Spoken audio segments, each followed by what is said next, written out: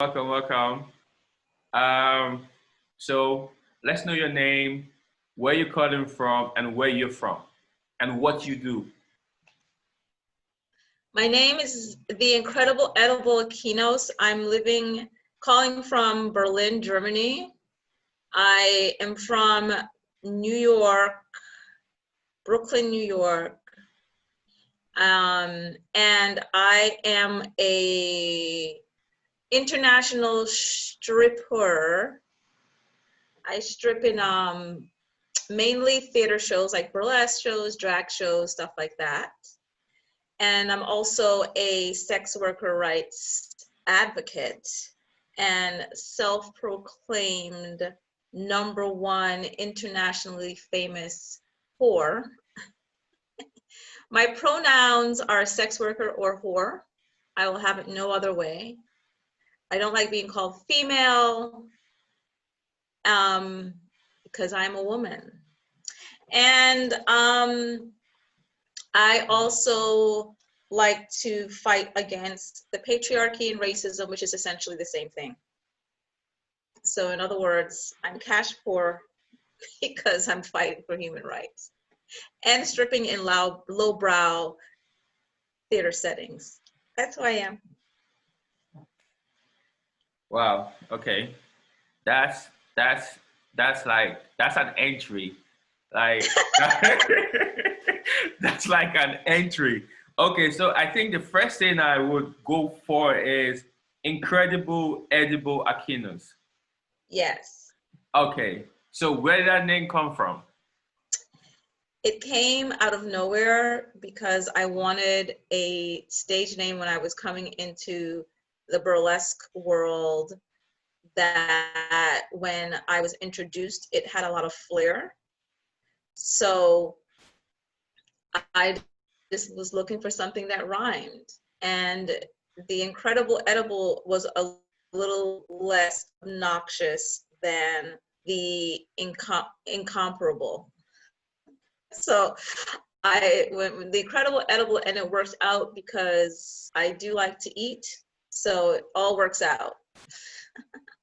So you like as a stripper and incredible edible is like a play because it's not really anything sexual about that. It's actually the fact that you like to eat. Yeah, and it just rhymed. It mainly was because it rhymed and it just seemed like it had a lot of flair. And then the fact that I like food came afterwards, like, oh, it actually works out because I do really love food. Yeah. It's okay, that's nice. I feel like when you hear names, if you have the opportunity of asking people, oh, why that name? You always hear a very interesting take on names. And Yeah. I don't feel like a lot of people get the opportunity to ask why that name. So, Yeah. where were you born? I was born in the slums of Kingston, Jamaica, Ah, West Indies. I say that with honor. I don't say that to like diss my upbringing or my country. I say but that but with why honor. why would you even explain it like that? Like, who would even think like you said that dissing? Well, people hear that and they like sometimes I'll refer to things as like third world realness or something like that, or talk about them from the gutter. And people that have bought into this idea that people's lives are supposed to like be shiny and clean, and how they become later on in life is a result of their wonderful environment.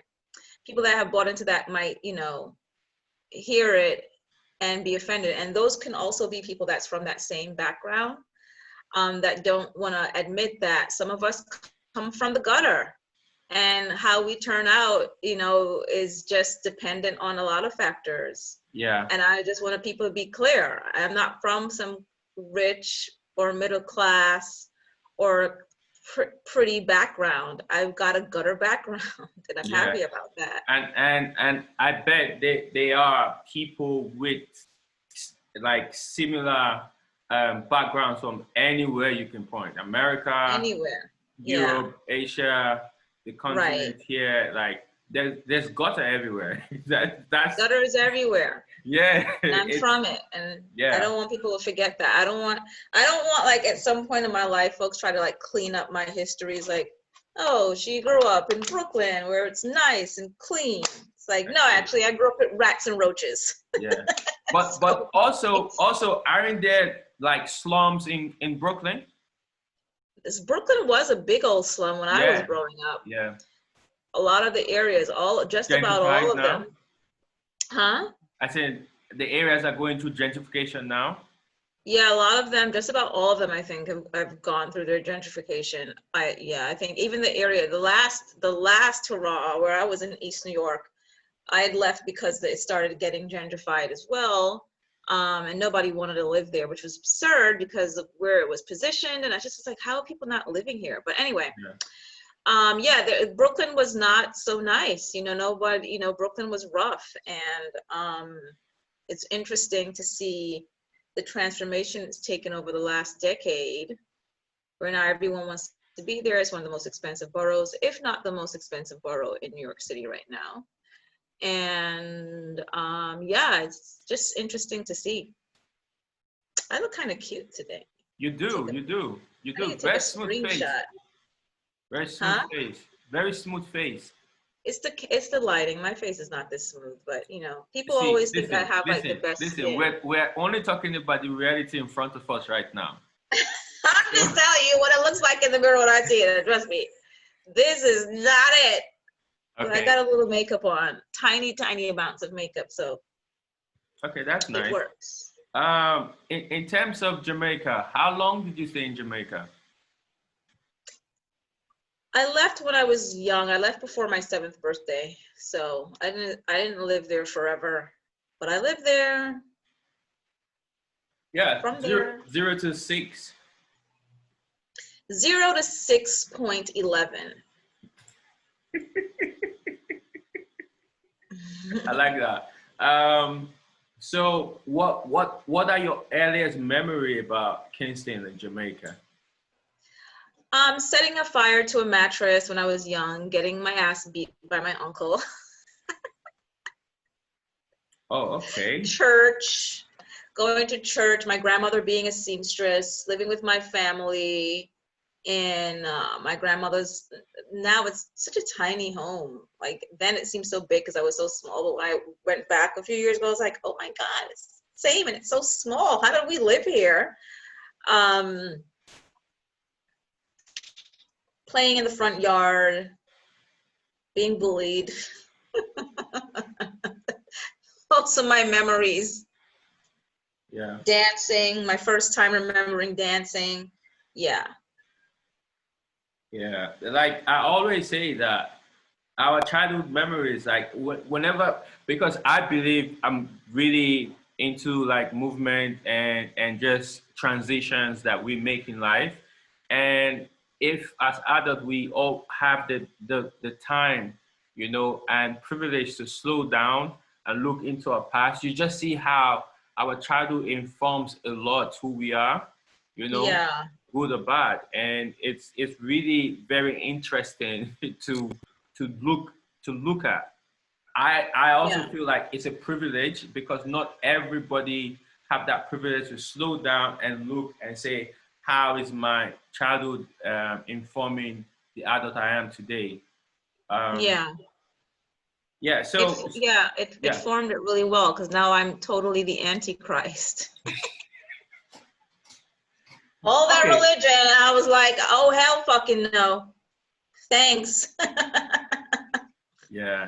So in terms of still in Jamaica, like you left 6.11, Brooklyn. Have you ever gone back? Yeah, I was just back. I've been back several times. I think I started going back in 2009. Then I had to go back about 4 years ago because my grandmother died. But I don't think I've been back since then. I haven't had the time.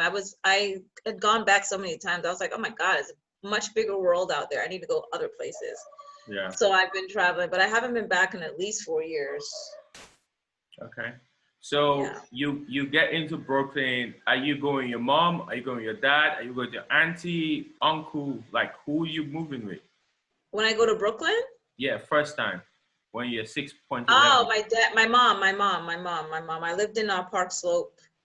Park Slope actually was, I mean, to me anyway, it was like a nice area because it was right there by the Brooklyn Museum, by the library, the main library. So I lived like right around the corner from there, and I went to a school around there, but I don't remember much about it other than having a really big bedroom and living on the 4th floor.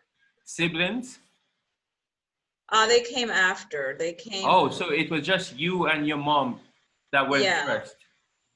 yeah, they came, me, my mom, and her live-in boyfriend who would become her baby daddy. And yeah, then the siblings came like a year later. Yeah, a year later. So how was that? How was that transition from Jamaica, setting fire on your mattresses, small house, and then wake up in a big bedroom, nice bed, living next to a museum, like, and enjoying that for 1 year without any sibling rivalry or anything. I don't remember. Oh, well, okay. So it seems I was always an activist, right? Because I remember this one incident in that first school where I guess maybe the students weren't listening or something, and the teacher was like, she said something I misunderstood. She said like, she must have said something like there were other kids in other schools who can't get books, and you know, I think what I thought she said was, do we want to give up our books to support the other children? Hmm. And we all put our books in the pile, and we all clearly misunderstood her, but then she repeated it and everybody else took their book, and I was like, I'm not giving up. I'm not taking my book back, because I want to help the other kids. It was a totally misunderstanding on my part. And my mother never forgot that. Like, she kept beating that shit into my head like I had done something wrong, but the whole time I thought we were supposed to give our books to support the other kids. Yeah. And I had gotten into trouble for it. Yeah. Because I totally misunderstood what she said. That's nice. And for years, I'm talking like a decade later, it was still like, yeah, you didn't, the teacher said this, and I was just like, I thought that I was helping.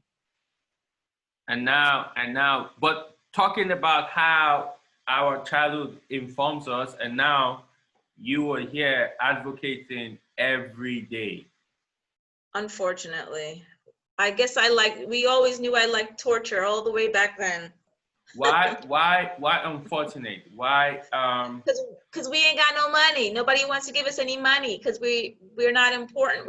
Our fight is it's not victim based enough. Okay, so when you say we, I want you to be specific, because I don't want anyone, I know that we're Black and this is for Black people, Africans, and those within the intersection, but I want us to be very specific. So you're talking about Black sex workers advocates. I'm talking about Black sex workers. I'm talking about immigrants. I'm talking about all Black people who have all kinds of issues, reproductive issues, housing issues, money issues. It's not victim-based enough. Yeah. So a lot of money will go to organizations who have stolen language from sex workers, immigrants, and other people at the margins, and they'll give it to them because it seems it's easy to manipulate the people that way. Yeah. So when they feel like they're saving people from like sex trafficking, which is actually not work, that's slavery, or saving their borders or some bullshit like that. Yeah. They'll more likely, like the government will more likely give funding to those kinds of groups, as opposed to groups that are like, I am not a victim, I am not being trafficked, I want immigration rights, I want reproductive rights. They don't want to hear that. They're just like, oh well, yeah, you're not a victim. And just to even take it one step deeper, you were talking about they steal the language, and I know that by that you mean language by movement, by dance, by way of practice, by way of being, fashion, like all of this is language. That's what you mean, right?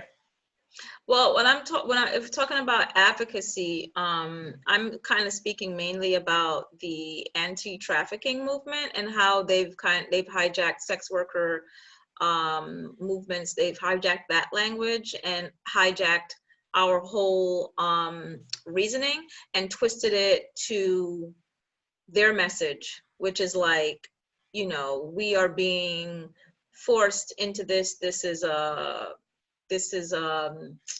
what they like to say, shit like this is part of patriarchy and just degrading of women, and this goes against women's rights, and these people aren't choosing, and they're desperate, and they've got issues, emotional, all these issues. So they kind of, they use sex work. They take sex work and twist it into And sex traumatize trafficking. it. Yeah, exactly. And then they feed that to the people. And then the government, is not making it any easier. I didn't even finish reading this other piece yesterday about, I guess they overturned an initial decision to that allowed like federal funding to go to different groups, but in the language they have to, if these groups want funding, they can't support sex worker rights, sex work and prostitution. If any of their fight goes to like the sex work and prostitution movement, they can't receive like federal funding and that kind of support. So yeah. And by this you mean that I don't know if this is what you mean, so you can correct me. Are you trying to say that by trying to traumatize it, you're taking away the freedom to be a sex worker from those who have said this is my work? Yes. Yeah. Okay. Yes. If they put trauma in there, they'll get funding. People will listen. It's a lot like what you see here with the George Floyd situation, where people were really more inclined to listen and stand up when they saw like a violent act. So that's people's like visceral response to violence, and they like it. They like the violence. They like to know that people are being hurt, manipulated, physical. The threat of physical violence is a lot more than, say, the threats of the passive violence. Yeah. So if people are thinking or seeing or hearing that, oh, women and children are being forced to have sex, that elicits a different kind of response than women are making the choice to migrate and have sex to be financially independent. Yeah. Whenever you see, sorry. Mm-hmm. Go ahead. Whenever you see any advert or PSA or whatever, it's always from a victim perspective, Right. And it's like they're programming us to feel like once you hear sex work, it's negative. They are forced, Right. they are coerced. It's not, they are not, because they are deprived, that is why they have to do this. They do not present all the options. And no, they don't. Yeah, this is the reason why I'm really just excited with what you're doing, because the idea of presenting the option, because there is a conversation that sex work is work, but we know some of the people who know that, right? But on the large scale, to continuously now transition beyond just saying it and showing it, like, no, sex work is work. It's like you're a banker. Yeah, bankers get adopted and kidnapped. Lawyers and doctors get adopted and kidnapped. Exactly. Yeah, and for someone who is from Nigeria, your family sometimes coerce you into becoming a doctor or a lawyer or an engineer because and and people become this and they're not truly happy, but they're doing it. So why remove that from being a sex worker. Like it's really, Right.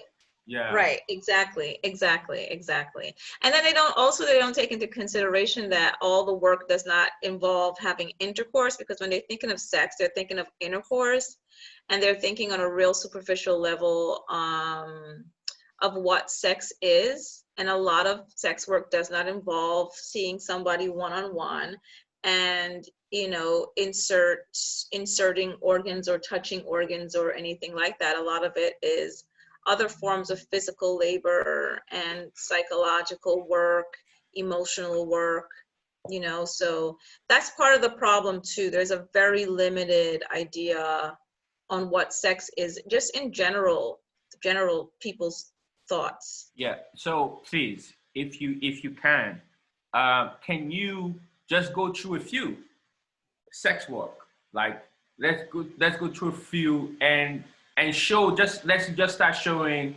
what sex work is beyond, like you said, intercourse. Because mostly people feel like you said, people feel like sex work means you pay someone to have sex with them, you know? Right. And it's not.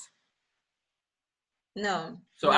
I know some form of sex work, but I would like for you to, as someone who has been advocating for this, give us a few references so that people whoever watches this can begin to realize that, oh, okay, I never saw it like that.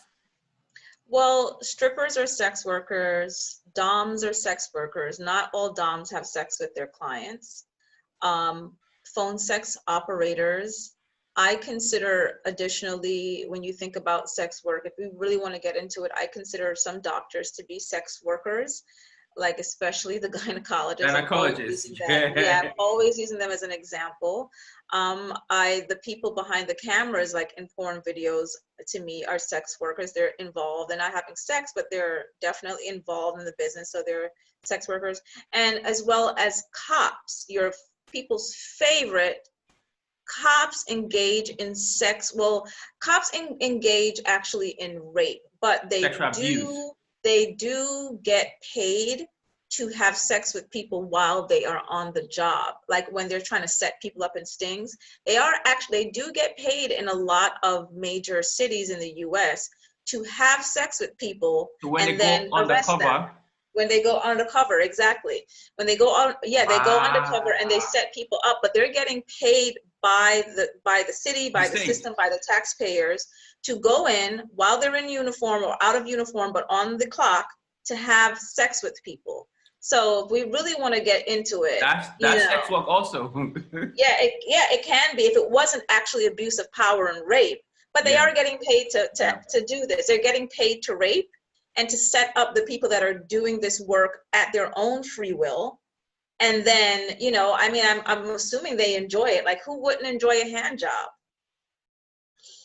If you don't enjoy a hand job, either she's not doing it right, rather the person's not doing it right, or I don't know, something else going on. Who would not enjoy a hand job?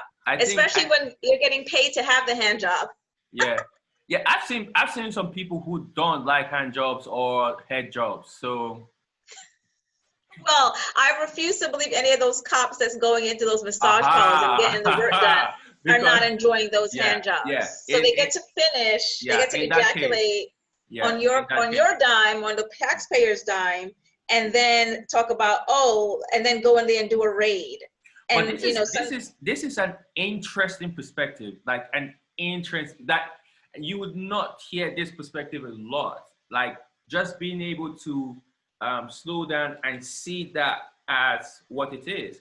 Because if you're undercover or you're doing the job to investigate, and during your investigation you have to coerce someone and sexually and so that you can get more information, that's sex work.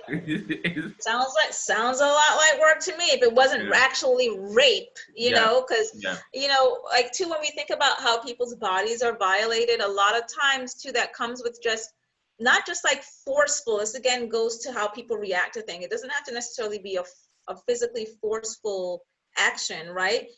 to lie to someone about how you're actually wanting to use their body is really violating. I've had this experience. I've never been raped, but I've had this, or I've never, some of the instances I've had with the males, I just never internalize it as rape, whatever, just, you know, but I've never been raped. But there was this one time, and it's a long story that I cannot even get into, that I had an experience with somebody that hired me for work, but didn't tell me that how they actually really wanted my body to be utilized. And when I found out, I was so violated. I really felt like I was raped, you know? So when we're thinking about what rape is, it's so broad. It's so broad, you know, like you can't lie to someone and be like, okay, well, this is what I want. Have you seen the series, I Will Destroy You? I haven't seen it yet, but I keep hearing about it. Yeah, there's a particular part of it where they're having sex and the condom breaks. No, right. the condom doesn't break. The condom doesn't break. They're having sex and he removes the condom because the intercourse wasn't going as smooth as they wanted, but he removed the condom without our knowledge. You know? Yeah, that's stealthing. They do that. Oh, guys do that shit all the time. I've had that happen plenty of times. After sex, when she said, "Oh, where's the condom? Put it here," he was like, "Oh, but I removed it. Didn't you know?" You know, and she was not happy with it, but she was cool with it because she didn't really know. But eventually found out that was rape. You know, and. I mean, yeah, you can, yeah, you can consider that rape. Yes, absolutely. The police did tell her that actually that was rape. Anything that happens without your permission is seen as rape. Yeah, it can be. It depends on who the person. I've had that shit happen all the time. I don't like being told how to internalize things. Yeah. But they do that shit, and rape is a really strong word. But if somebody feels that, because I totally get it, because when that situation happened to me where I was like, I did not agree to this person wanting to utilize my energy and my body this way. I definitely was like, oh shit, so this is what it feels like. Yeah. But I've had those stealthing situations happen, and I just am like, I think at the end of the day, it's really down to the person. Right. It's really down to the person and how they internalize it. If I internalize every one of these bad situations with males as rape, I'd be one fucked up emotionally. I'd be emotionally screwed up. So yeah, stealthing is disgusting. People can consider it rape. However, when it's happened to me, just violation. Yeah, violation. And I just move on from it. Violation to my body. I don't like it. It could, yeah, sure. I totally get it if somebody internalizes that as rape, and it's just like, you raped me, yeah. Do you see massaging as sex work? Massaging? Oh, yeah. Sensual massage. Yes. I've done that. I've done a lot of that, and not have intercourse with people. And yeah, absolutely, it's part of the sexual labor. The energy, the energy exchange, and yeah. So curious, right? Very, very curious. At what age did you transition into becoming a sex worker? 17 was when I started. I was in the strip clubs, so I started then, and no looking back. Career hoe over here. even doing, even though I haven't engaged in any form of sex work in quite a while now, I still, consider myself to be one. It's just like, it's just like when you are a doctor, you're a doctor. You're a doctor, exactly. Yeah, it's like, this is your practice. You spend a majority of your life practicing this. That's what you are. You can go on. As a doctor, you can leave actual practice and go on to become a professor. You can go on to become a consultant. Like, there's so many things, but at the core, you're a doctor. So right, at the core, I'm a whore. Whore for life. She get a tattoo. Hoe, like on my belly, like the Tupac tattoo. Hoe for life. Whole life. Whole life. So let's look at the pronouns, right? Sex worker, whore. right? Yeah. When did you like embrace that? When did you say, okay, this is used derogatorily, but I want to use it the way I want to use it? I think it was fairly recent, maybe within the last year, that because me and one of my colleagues, we were just so tired of the whole pronoun conversation. It just was like, oh my God, I have to sit around like these circles and do these introductions and then these pronouns. Oh my God. So when they kind of got to us, we were just like, you know what? This is what we're gonna do. We're whore and sex worker because we're fucking tired of this shit. All right, we're tired of this shit, and this is what we're gonna do. So my pronoun is whore, and that's really how it happened. It was just like, God damn it, doing these tired introduction circles. I'd rather just people just write it on like a fucking, hi, my name is, I'd rather, because I'm not gonna remember it anyway. I'm gonna have to fucking ask everyone every time I talk to them. So wasting 45 fucking minutes. This is for a very specific instance that it happened when we decided we're gonna we're doing this. Something very specific happened, which I'm not, really gonna get into, but it's just like room of white people gathered for sex worker rights in 45 fucking minutes. First of all, I'm late. I'm late to this meeting and I'm fucking mad as hell because I'm late and I really wanted to be there. And I get there and I'm like, oh my God, they're talking about good stuff. I'm missing all the movements. And 45 minutes into the meeting, they're still fucking doing introductions. Oh, hell, I was so fucking upset. I was like, I woke up for this? And nothing really else was done in the meeting but introductions. And then at the end, people wrote what they wanted to do at the table, and then the meeting was over. And on top of it, there was no goddamn food. So, I was mad as hell. So after that, we were just like, from now on, anybody fucking access our pronoun is whore and sex workers. That was our response to that epic amount of foolishness. Okay, 17. But it's not. 17, you're in Brooklyn, right? Yeah, I'm in Brooklyn. Yeah. And are you still with your mom or out of your mom's house? I'm somehow back at my mom's house with a new baby. Okay. Your mom's new baby or your new baby? My new baby. Okay. When you say new baby, is that second, third, first? First. First. Okay. And then money is needed. You need to work. I need work. So what are those conversations? I'm trying to look at the conversations before you say, okay, this is the job of choice. I didn't have a conversation. It could be a conversation with yourself. No, I'll tell you exactly how it happened. I was in a train station near my school at the time, Martin Luther King Junior High School, when it still existed, and some guy stopped me in the train. So basically, I'm going to tell you my trafficking story. Trafficked into the strip club. Some guy stopped me in the train, was like, are you a dancer? I know a club, you could go dance and whatever. And at 17. At 17, I was like, I'm a dancer, because I was like part-time dance major in school. Okay. In high school. I was like, I'm a dancer. And then I went back to his house where he tried to warm me up. So he had sex with me. He was like in his 20s. So basically I was raped. Right. Yeah. In his 20s.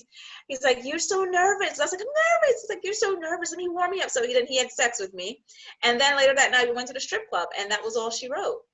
And I went to the strip club and I was like, oh, what's this? And I got on stage and I danced. So I was raped and then trafficked into the strip clubs by a 20-something-year-old Latino guy. I think his name was Carlos or some shit. I don't remember. But again, I told you, I don't internalize these things like that. I don't, that's what the fuck they do. I'm not saying it's okay. That's what the fuck I know you don't internalize it, but you also do not recognize it, which is powerful. That you do. Yeah, I recognize what it is. I'm just like, whatever. That's what the fuck they do, So, do you work at with this particular guy for years, or do you bounce and go to a different place? No, he only took me to the club that one time, and then I was just there at the club all the time. I was like one of the regular dancers. But did you continue a relationship with him? No relationship. That was it. I don't think I'm not even sure. I may have seen him again in the club after that, but I don't even remember. It's all a blur. Do you think that's a pattern, like to break whoever they're bringing and put them into? Probably. I mean, that's what men do when they see, you know, people that are vulnerable. Yeah. It's just a part of how they are. I don't Predatory. agree. Huh? It's a Predatory. They're predatory. predatory. Yeah, Yeah. yeah. They're very predatory, and that's what they do. I would definitely not be surprised if he had done that with other women. Like more with more. More. Yeah. Yeah, that's what they do, you know. Because I Yeah. mean, at that time too, women were still in a different place emotionally and psychologically. It's only, I think, in the past several years since we've been finally standing up to a lot of male bullshit. So, you know, the mindset was even different then. You would have to really be strong and grounded to not allow that, to not let that happen. Um, So, so that what you just said is interesting. You said women are in a different place. What place do you think, and when did you think this new space for women started? oh, I don't know when. Oh my God. Well, I'm trying to think of what No, for you, for because it me. happens different on a Oh, larger scale. It happens different for you. But when did you take note of it and say, "Oh shit, this is happening"? I mean, it's been a long time. I mean, I spent so many years arguing on the internet with people about my freedom to, you know, be able to strip and still be respected and still, you know, be able to be a parent. I've been doing this fight is nothing new for me. I think it's only just started bringing building traction over the past maybe few years in my life, or yeah, maybe so. But I've been I have been doing this fight for as long as I can remember, as long as I can remember, to be like, you know, I'm allowed to be this person, this, you know, dynamic human being, which is versatile. Yeah. And why the fuck is the patriarchy trying to fuck with that? But I think only in the maybe the past decade, I've started to develop more sophisticated language and feelings towards it. You know, it gets better every year. I'm Okay. still learning, still learning. Obviously, obviously. Um, so 17, you're a parent. How many kids do you have now? I don't really like to talk about them, but I gave birth to 2 humans. That's all I can say on that. I don't talk about. It's a very few things are off limits for me. One of them is the kids. I just don't talk about them. I gave birth to 2 humans, and that's it. That's it. That's And it. they're grown humans now. Yeah, definitely. So I'm really, one of the interesting things for me is also the next transition.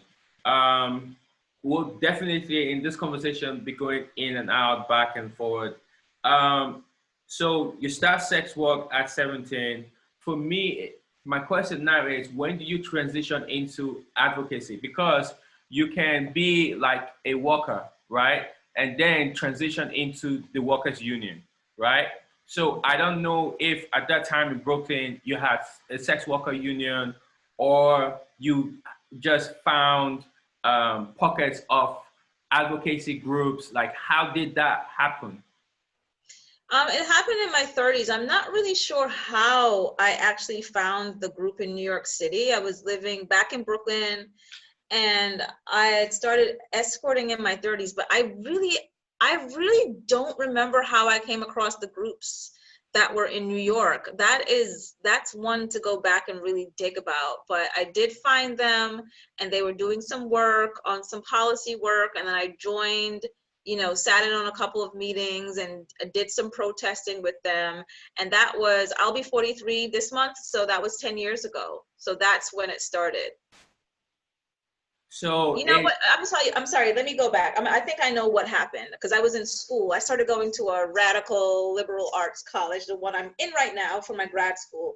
And I started doing a lot of having a lot of language about parenting and being a sex worker. And it must have been somebody at that school that was like, do you know about this group in New York? And that, I think that's how I found it. That would have had to be the only way. yeah, So making those connections with other people in different parts of the world, and then they told me about it, and then I went to the meeting. So yeah, I started, yeah, in my 30s. And so it's yeah, been a decade now. it's interesting. 10 years of advocacy, but like maybe 13 years of doing the work before identifying the advocating part, right? Right. Yeah, exactly. Exactly. I So, was slowly trying to do advocacy for myself, but it wasn't working because I didn't know a lot. yeah. So can you take us through that 13 years? First 13 years, no union, no union, no healthcare. I don't know. In New York then, did you have healthcare? Well, yeah, I mean, when you're low income, there's all kinds of healthcare options. So I've always had healthcare in New York. No, I'm I've not saying never I'm not. not saying I'm not saying about you per se. I'm just saying attached to the work. Like I think if you have a regular job, there are things that are attached to it, right? Like insurance, healthcare as a worker of a company. Right. I still always had that stuff though. I've never not had it. Because I've always filed like taxes as an Okay. independent. I've always filed taxes at like adult entertainer. I've never not done that. That's so Like dope. you can't put prostitute, but I just put adult entertainer because it kind Yeah, of filled the umbrella of all the different yeah, things that I had yeah. engaged in. So I've always had those things. I've always had like housing support, food support, medical support. I've never not been without it. This is like, I think over the past couple of years, it's the first time I've kind of been without it, and it was very weird, and I've kind of understood what people were talking about. Because for a long time, I was like, what are these people talking about? They don't have health care. Like, I've got health care. I don't get it. Not the greatest health care, but I had something. But now, then I finally understood it. Meaning you understood how to finagle the system. Oh, I mean, I'm a welfare queen. So yeah, of course I know how to finagle a system. Like, yeah. Yeah. Oof. But That's what you grow up on welfare. You know how to finagle a system. I would ask, is the goal for all sex workers around the world to be able to have identification? Like, No, definitely different depending on where you are. The rules are, yeah. So I'm I'm asking from, what the goal is. what, so again, what my goal is? No, what's the goal for sex workers globally? The goal? Yeah. Oh, to be able to do whatever the fuck we want, to be able to have sex freely and get paid for it, to not have to give the patriarchy our bodies without being compensated for it financially, to be able to have these rights, to be able to organize, to be able to, some people want to unionize, like especially the strippers. So the strippers are doing a lot of work around that right now, like in the US. We want rights. We just want rights. We just want to be able to work freely without being arrested, without having our family members arrested, without the threat of our children and our housing being taken away from us, being a part of it. We just want to live freely. That's essentially it. And we want to make our money. That's it. We're not trying to take your husbands. You don't even want your husbands. We don't want them either. Do you know any other job that has to struggle this way? Any other job? Let me think about this. No.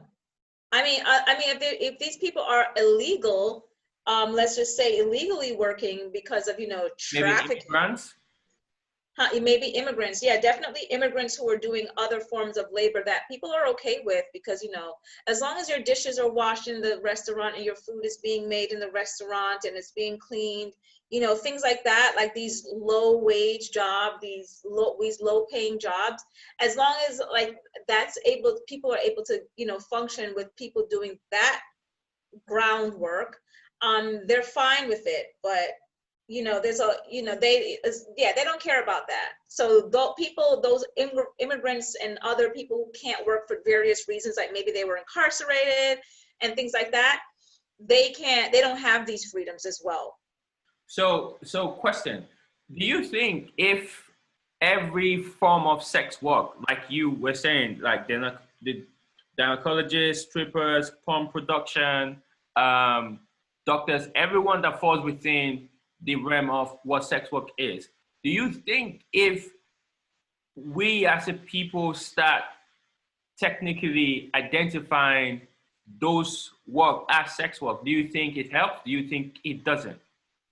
I think it would help. I think people need to really broaden their idea on what they think sex is and who they think is performing the labor, because there's that idea that you know, women particularly can only have sex if they're married or if they're being forced to do it. And being forced to do something is, being forced to have sex is not sex, that's rape, you know? So people need to really be clear on what consensual sex is versus rape. Yeah. It's not the same. No. Right? It is absolutely not the same. Women are being raped daily. And married women are also being raped. So if you're not consenting to it, if you don't want it, if it's by force, it's rape. That's actually not like consensual sex. It's not sex. You know, there's one is an act of violence. The other one is not, you know, it's like, so I think once people try to maybe start making that, that differentiating that, we'll be on a better path. But it's kind of hard, especially now with the way things are. It's kind of hard to push that message, but no worries. This is why we're doing a fundraiser, so we can raise that money to push that message in your face, especially being that the Supreme Court just, you know, did that ruling where it's like, if you say that you support sex work or prostitution, whatever, you are not going to be able to get any funding. So that, you know, again, it just takes us back and limits us, but it's okay. This is why I'm fundraising. So I'm gonna start pushing out some goddamn messages as hard as we can and hopefully get the people on our page in about 20 years. Okay, so the same conversation that I'm about to like open, I think it's also happening within the feminist movement, right? Where Black women have always fought for everybody's rights, right? And fought regardless. And then you see the movement of feminism being globally pushed from a very white perspective. Now, sex work, like you, Black sex workers pushing it. The other day, someone created an Instagram page of your page, right? Yeah. And you called them out. Page. Yeah, you did call them out, but I'm sure that's not the first time someone is doing that. And that person could be anybody. Anywhere, yeah. It was the first time it happened to me that I knew of. I just was like, what the hell is this? I wasn't expecting that. It was just so weird. I was like, what the fuck is this? You know? Yeah, it's the first time it's happened to me, but I've seen one or two times on the internet in the past couple of weeks that other people they're also doing that to like to trans movements and trying to gain money off of that. So it's really McShady. Yeah. So this has happened for as long as we can remember. Like white women and white men coming, taking the anti-trafficking movement. Yeah, taking and using it to their benefit. Exactly. How do we make sure that Black sex workers, you know, the narrative for Black sex workers are not co-opted? How do we navigate? How do we navigate better and fight? Is it like always fighting, like all we do is fight as Black people, or fighting like you are doing, you specific advocating, not paying attention to certain matters that are not the focus? Like, how do we do it?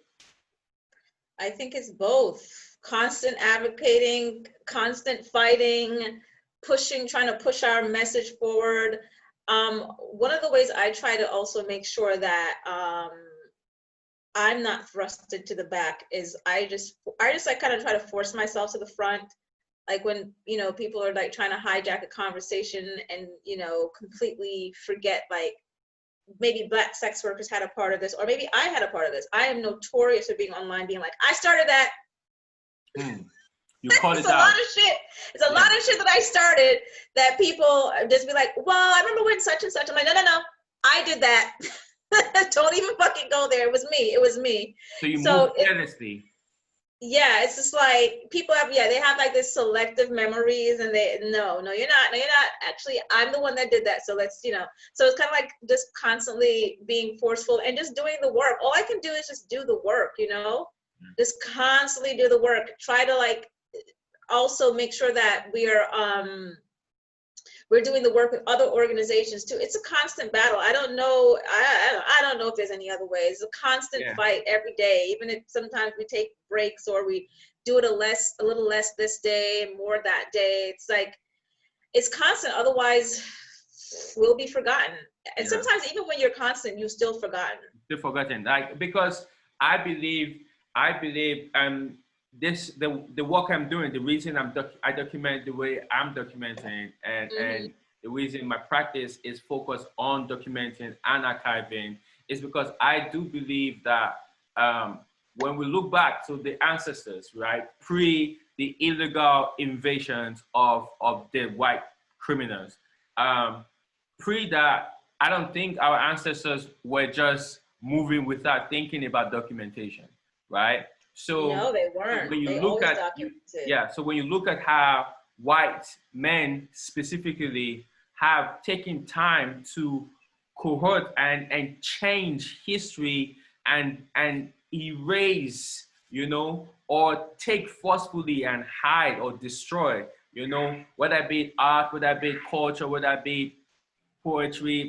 however it is, they've distorted it completely and done so much with religion, right? So I feel like we should learn from that and create with that in mind. So it means as you're creating, know that the internet is also controlled by these same entities, right?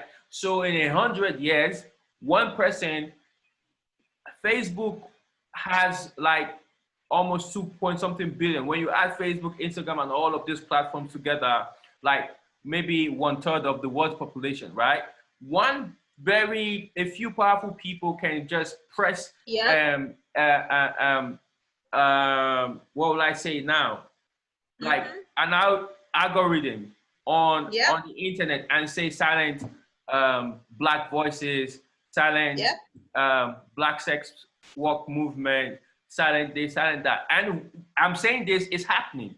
You can see the references to the American election, you know, where certain voices were silent. Even the Black Lives Matter movement, when it started, you could see algorithms silencing some of it.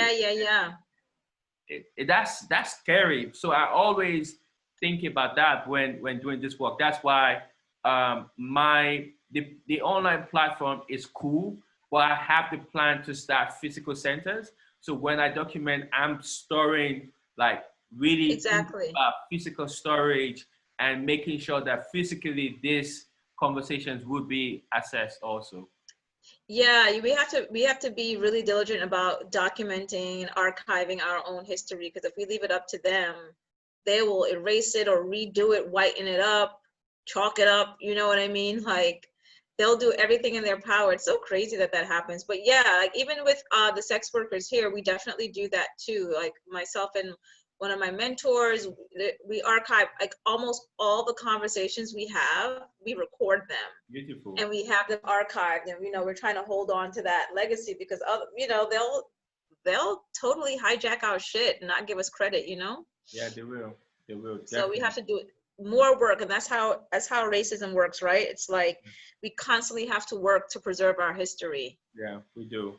Constantly, it keeps you working. Yeah. So I want to ask, at 17, your first experience with sex work, and you also said you've not done actual sex work apart from the advocacy, actual like going to the strip club to perform. What was that? I've not done? You said you've not done actual sex work in a while. In a while, yeah. Yeah. So I just wanted you to speak on your first experience and your last experience. My first experience in sex work? Yes. In the strip clubs, dancing like I was in a fucking... I want you to take us through that experience. So long ago.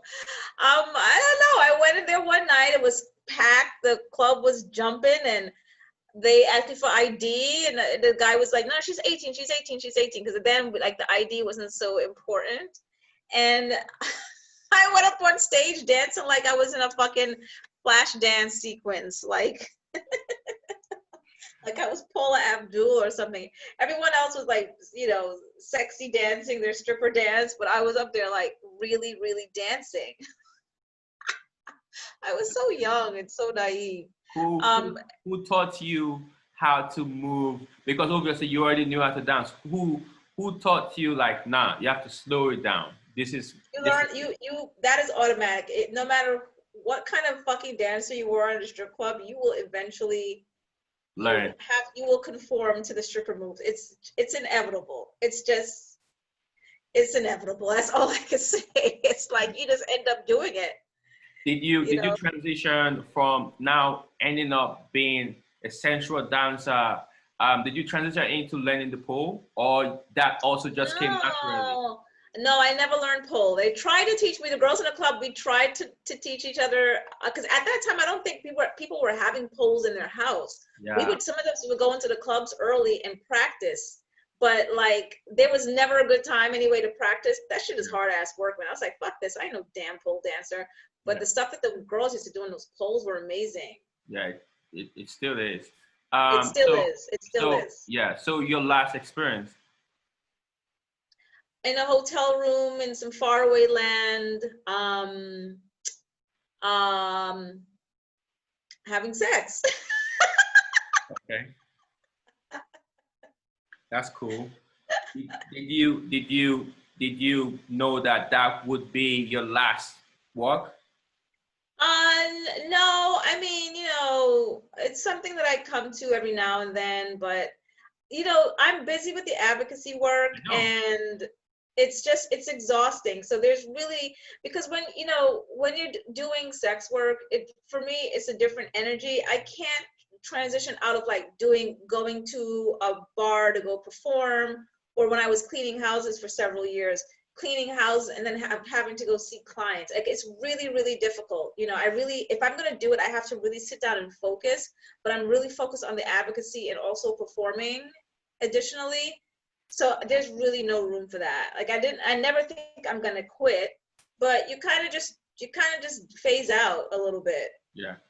I think this, since we're looking into performance, I think this really transitions me into my next question. And how did you transition into performance art? When did you bring art into your practice? Well, I was always a performer. I was in high school, I was a dance major, so I was always performing and always having to fight for my right to have tits and ass. And you know, being on the stage and being considered a whore when I wasn't even whoring. So it pretty much was always, and just being on that stage as a Black woman, Black moving body, that's political, you know. It's a political form of art. It's making a political statement. Just being there, just having the nerve to even think that you can be on that stage and make money with your Black moving body is performance art in itself. Yeah. So it was not a transition. It's just something that always was. Yeah, that's nice. When I went through your website, and I was like, she's serious. That's what I took from it.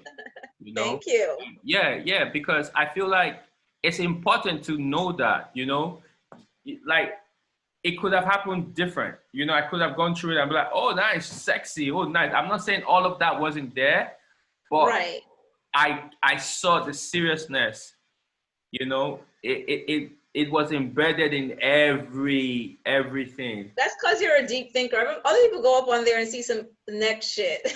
Everybody else is just like, Which woo. is also good. Which is also good. Yeah, you're a deeper thinker.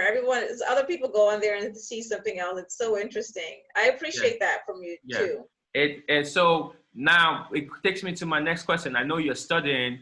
I know you have to run.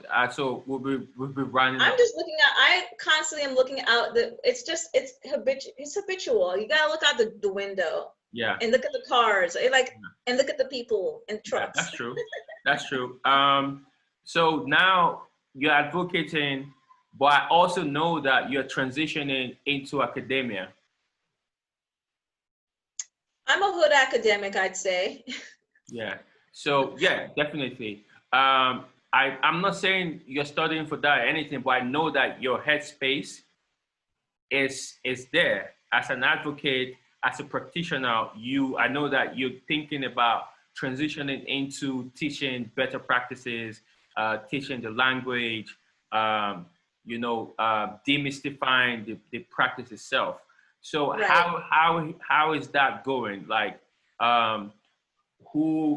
what interesting conversations are you having with people? How do you see this transition? Because you've made so many transitions, right? So many transitions. Yeah, and you're a traveler. You have created experiences. It's crazy. So I'm just really curious about what this next transition is going to look like.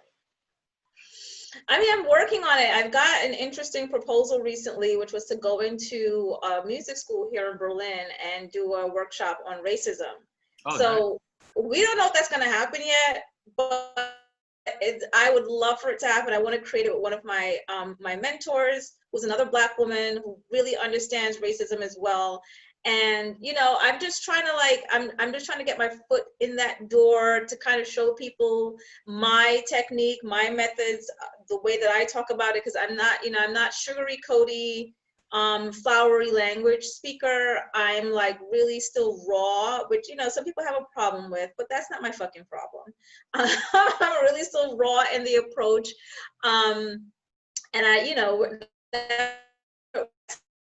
right now it's like magically happening. I'm not really doing anything, so to speak. I'm just being me. Yeah. And people are recognizing what I'm doing in there, and when these conversations come up, somehow my name comes up, and it's like perfect, because this is what I want anyway. I want real money. All right, give me that real money. Give me that $1,000 an hour or whatever it's gonna cost to come and do these seminars, these 1 or 2 day workshops, which, by the way, if you want to talk about trying to demystify sex work, racism, misogyny, kind of all the same fucking bullshit. Yeah.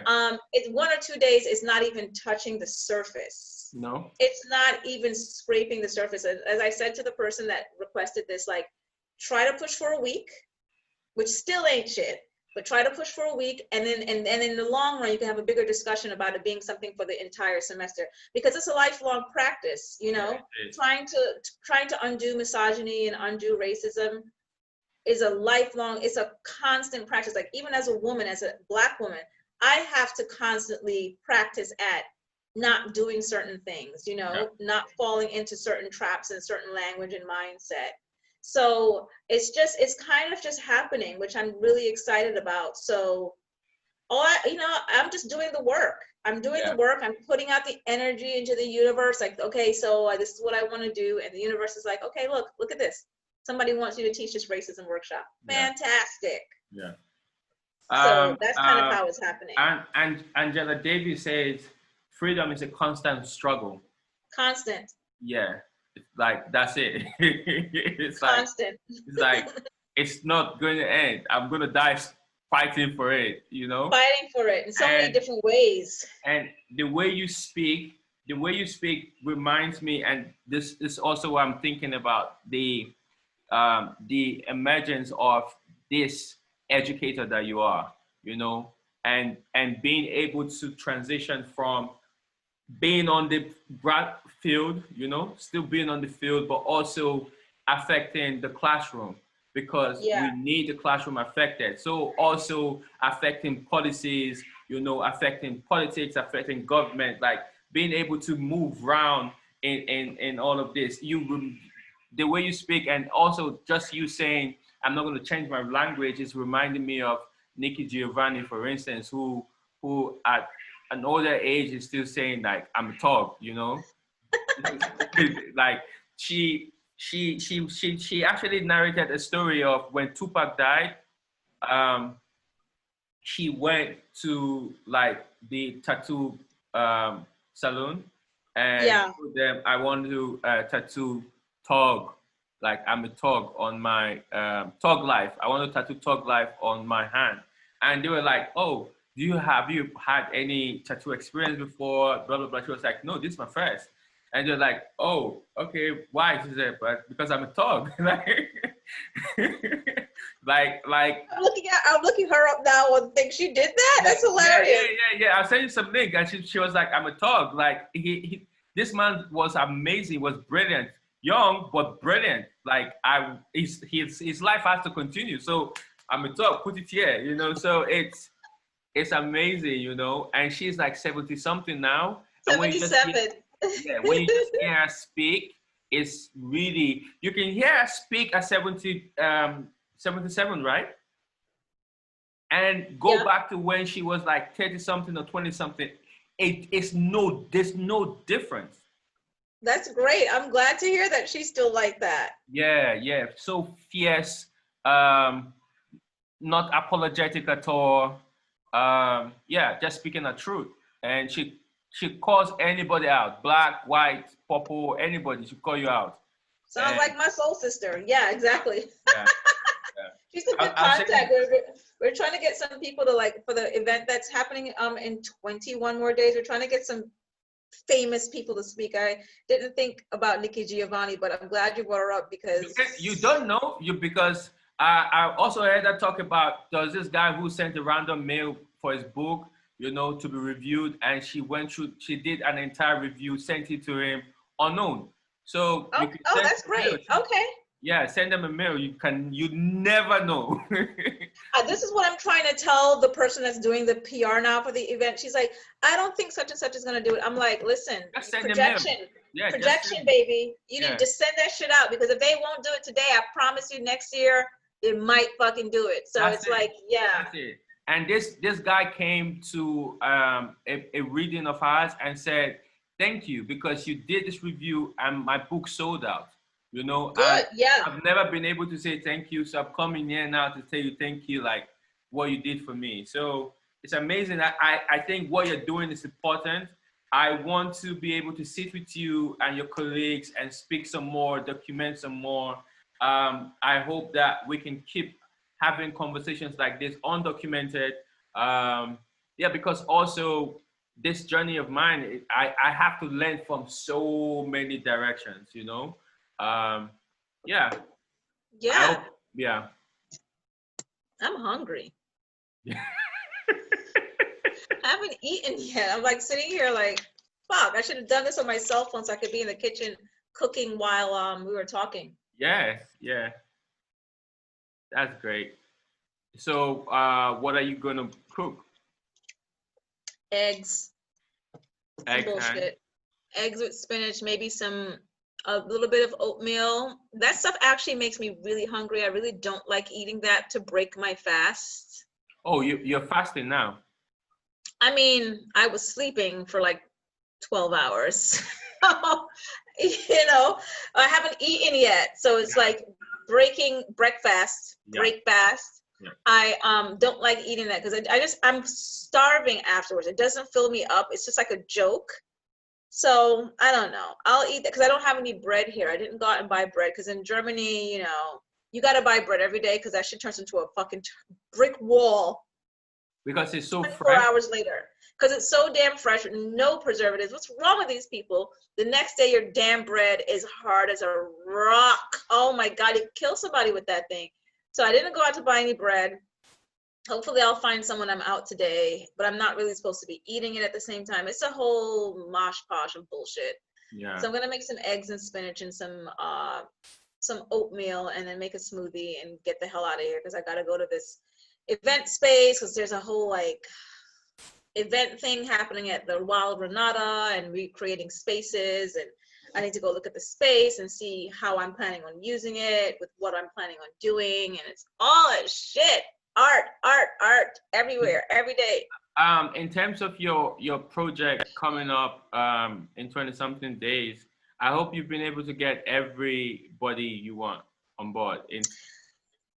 We're still there's still like 9 more days for people to like hop on and do stuff, and I've got to go do like a whole like get a streaming little instruction from a friend of mine who's really good at it, so I can create some other spaces to fill in. But there's still a lot of time because some of these events are like recorded, so I still like to fill it in with some live stuff. But you know, whatever, we're still working on it. We're still working on it. My people from here, are they forthcoming? No, they said no, they can't do it at this time. So I was like, okay. All right, cool. Yeah. That's fine. Yeah, so we're still looking at other people, but we've got some good sponsors, and I've got a good team of people that are helping me do stuff. So, and we're making some money. We're making some money.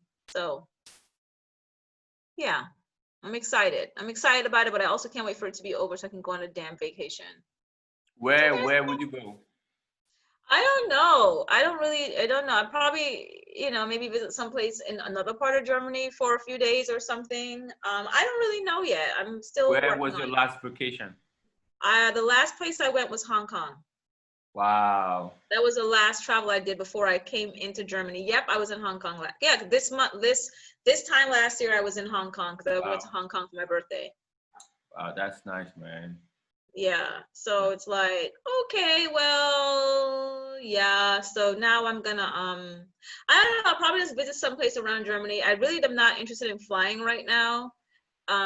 If I do fly, I'd be coming to Ghana. Have you been to Hamburg? I've been to Hamburg. I do like Hamburg, and I do know somebody out there as well. It's nice, and you can. Yeah, I like Hamburg a lot. Maybe I go to Frankfurt because there's actually a furniture store there I want to go visit. Oh well, definitely try that. Yeah, Akynos. we'll see. Yeah, sorry to end this. Where did the name Akynos come from? It's just my name spelled backwards. It's not that deep. Ah. There's nothing deep about my name. It's just what it is. Okay. Okay.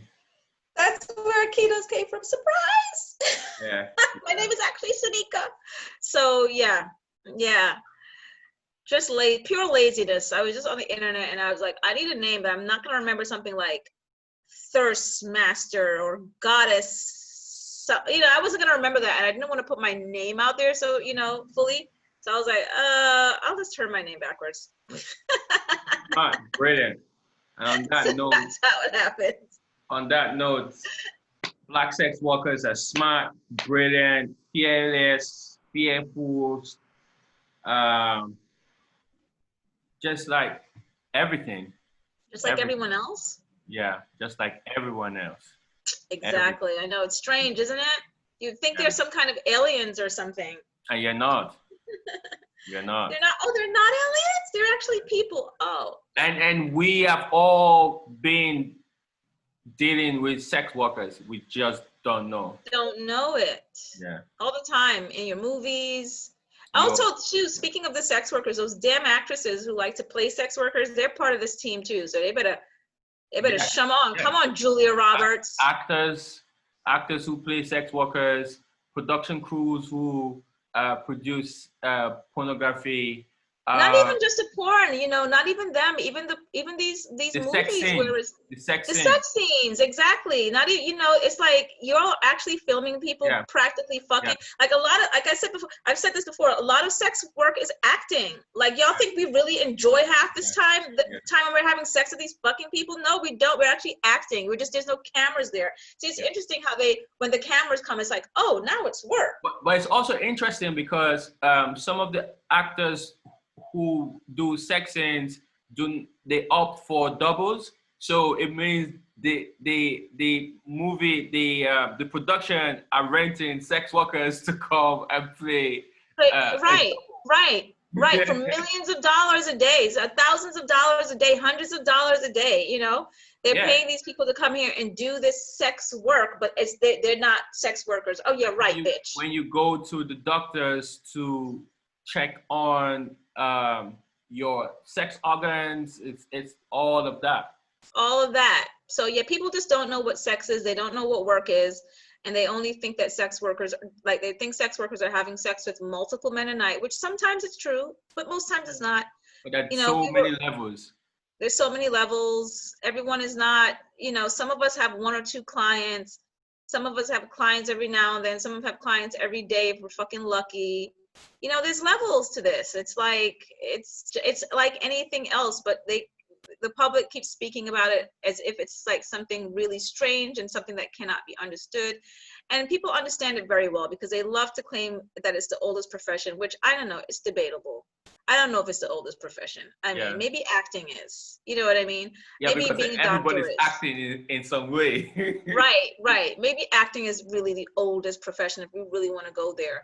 Yeah. But you know, speak about it like it's so strange, and it's like actually it really isn't. If you can refer to it as a profession, you can see it as being something that people should not be getting arrested for. Otherwise, I'm gonna need all those mainstream actors and actresses who have had sex on camera. I need them to get arrested right now. And also models who model for lingerings, Yeah. condoms, and All all of them, of that. they all need to get arrested. I need their bank accounts seized. I mean, this is what they're doing to sex workers. I need them to have access to no money, access to no housing. You don't get to make millions of dollars off my fucking back. And then when it comes time to fight this movement, you're giving your money to anti-trafficking organizations to fight against this. It's asinine. And this is just how the human mind is. And, you know, again, people they have very superficial understanding of how even their lives are. And then sex workers have to pay for that. So like, run my fucking money, Naomi Campbell. So just to end my questions to you, do you have any question for me? Can you send me some recipes for some good Ghanaian dishes so I can go to the store and buy some shit so I can make some good African food up in my house? Yeah, we can do that. I can send you things to get, then we can stay on the call and I can just take you through it. Yeah, that's all the questions I have right now. Because I'm so hungry, I can't think. So when you're ready for that, just let me know and we'll go through that. Well, you know what, you tell me, you come up with it, figure out a dish. What dish do you like? You like okra? Do you like what? I don't like okra. I do like the fufu. I mean, whatever. It's like, I don't like okra, but whatever you think it might be something good for me to practice, you can just tell me and then I'll go to the store. Do you like peanuts? I love peanuts. Oh, I need that peanut stew, that situation. So we'll make the peanut soup. Oh my God. Yeah. So we'll talk after this. So hungry. Yeah, I'm gonna go make some food and then we'll convene. I'll message you because I'm hungry. All right. Thank you for this time. This was great. Bye. Bye.